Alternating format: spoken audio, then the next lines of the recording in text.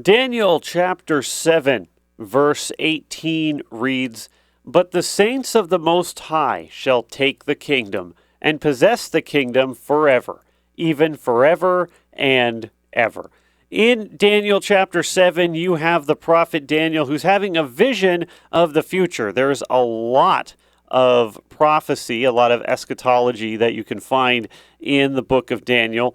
And in Daniel chapter 7 in particular, what you're seeing is what's being revealed to Daniel is the successive superpowers that are going to come in and are going to take over the land that belongs to Israel, that Israel was going to be dominated by a succession of worldly, earthly powers, and what exactly that was going to mean. And so what this is this is actually kind of a disturbing vision that he's having about the fact that, there's going to be a lot of challenge, a lot of difficulty. There's going to be people who oppose the people of God and act against that which is right and good, and that God is going to use that for his own purposes.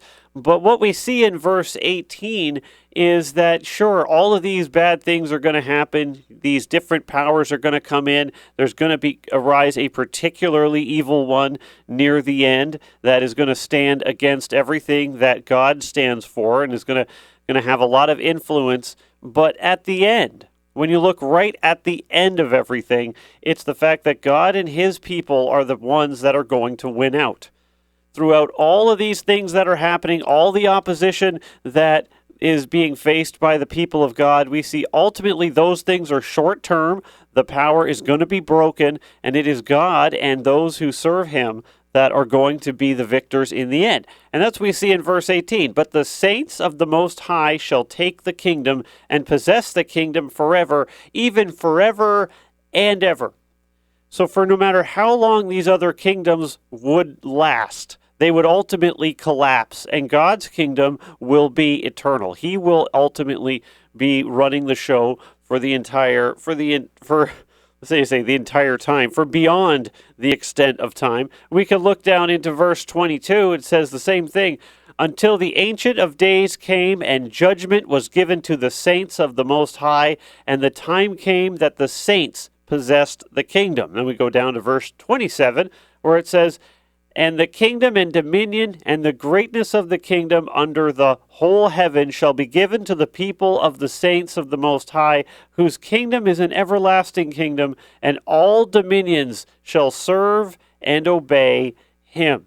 See, sometimes when we consider where things are in the world, and you might, be a believer and you're having lots of trouble, you find that there's just a lot of sinfulness around you. You look at different governments around the world and how they're passing laws and enforcing rules that are against God, and then they're actually working against those who are believers, and they're making our lives difficult sometimes. And especially with different things coming in where it's like, well, the Bible might be considered hate speech, or you look on the other side of the world where it's like, okay, if you want to build a church, you have to get a special permit, but the government is completely against Christianity, and so it's very hard to get those. And so in order to function, they often have to act against the authority of the government, but under the authority of God. And we can look at the challenges that are occurring, and we can say, "Lord, what on earth are you doing?"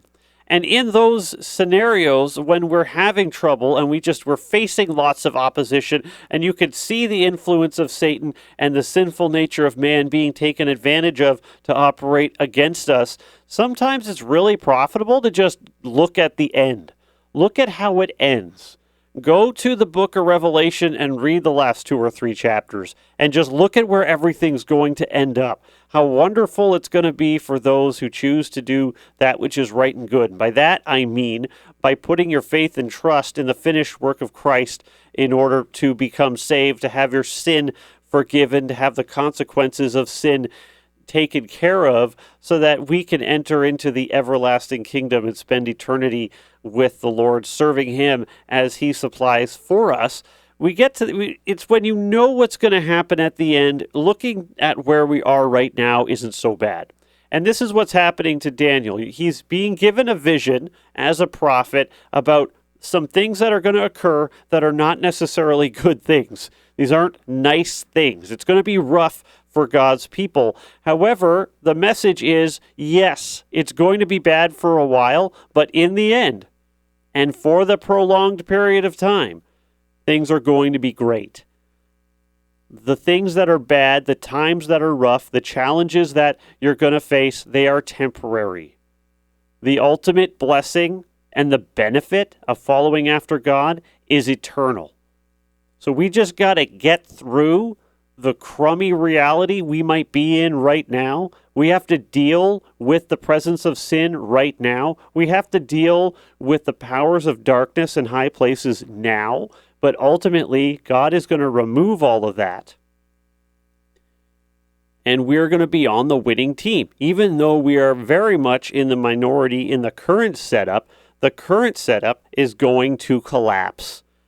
And we are going to end up in the perfect scenario with the God who loves us. God wins in the end.